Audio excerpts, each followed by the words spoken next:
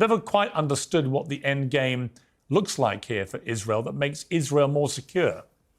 Well, I mean, the end game presumably is security, not a sort of dynamic ideological scoring among a population that right now overwhelmingly supports the October 7th attacks, and prior to October 7th, overwhelmingly supported terror attacks against the state of Israel and overwhelmingly supported the destruction of the state of Israel. The sort of idea that more conciliation from Israel was bringing about peaceful conditions with the Palestinian Authority or with Hamas has been obviously proved false by the fact that Israel literally withdrew all IDF forces from the Gaza Strip in 2005.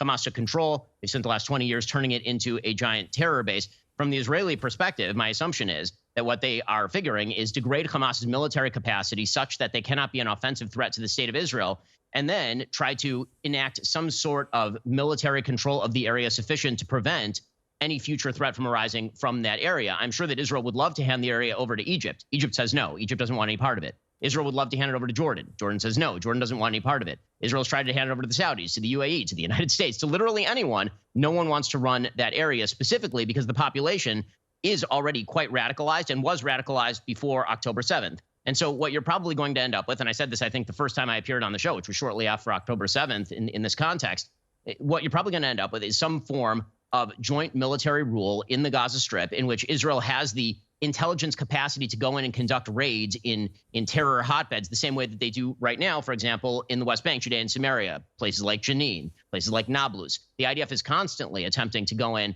and root out terror cells in these particular areas. One of the big flaws that led to October 7th was the fact that Israel had no forces on the ground and no actual intelligence capability inside the Gaza Strip.